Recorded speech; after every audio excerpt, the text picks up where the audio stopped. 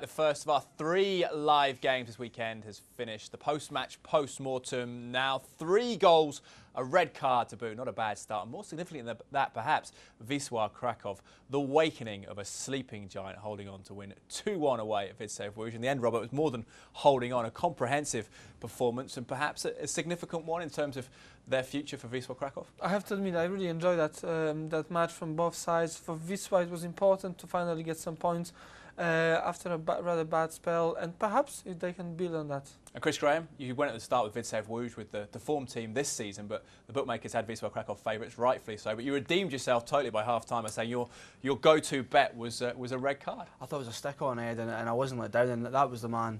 The best player on the pitch as well. He's got huge talent, but let's be honest, he was a disgrace tonight.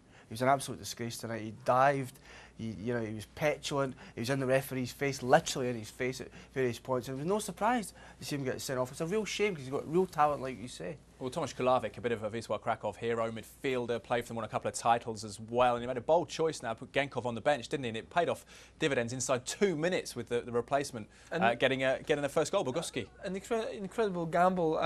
The cross from Malikson, the play was fantastic. Boguski explodes that.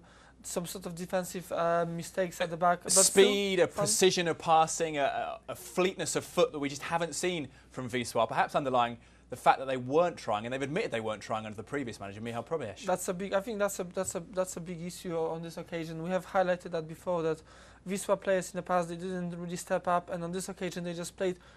I mean, probably that's how you should play. You know, textbook how you should play away from home. Couple of chances, one early chance of Widzew Lodz, but it was soon 2-0 to the away side, and it was Boguski again breaking from deep and finding himself in space after another move down the right-hand side, but this time it was Iliev with the cross. Well, for Bartoszewski, for the Widzew's left back, you know, it was not a great performance because he allowed these 2 early goals in. But again, I think Boguski did what a striker should do, something that even Fernando Torres forgot how to do, so just find himself in the box just outside the 6-yard area. Quick awareness and movement, and at this point we sort of sensed that under 2.5 goals might be in danger if you were on that pre-match, and certainly so. Chris Graham, 28 minutes, we had the 3rd one, and at that point suddenly you thought Widzew Lodz maybe would be in a position to get back into it after a wonderful goal. Well, yeah, it was absolutely fantastic goal. It came on the left-hand side, and a wonderful piece of skill that led to a great cross from Kaczmarek, and then a bullet header from the villain of the night, Ben Dhifellah. So yeah, it was an absolutely superb goal, and that's one of the best headers I've saw all season. But yeah, and, you know, he had another chance at the start of the second half, and if he put that away, that would have changed. Well, Robert, you said this was kind of out of character. I said it was Patrick Kluivert-esque the way he rose in the 6-yard box to bullet that header in, but perhaps the second half performance more indicative of what we've seen from this season. Well, yes, I mean, it did remind me in a way Patrick Kluivert's goal against Brazil in the semi-final of the World Cup 1998. So he's capable of doing that, but also he has that darker side. We'll see how much we'll see of him later on this season as well. So Wisła Krakow have only won 2 games coming into this all season, a confidence crisis there, and perhaps you wonder what would happen if Ben Dhifellah had converted early second half, had the chance of the equaliser, but rattled the woodwork. I have to admit, I literally jumped up. I just couldn't believe someone could miss it. Wonderful. Nicely cross. worked short free kick.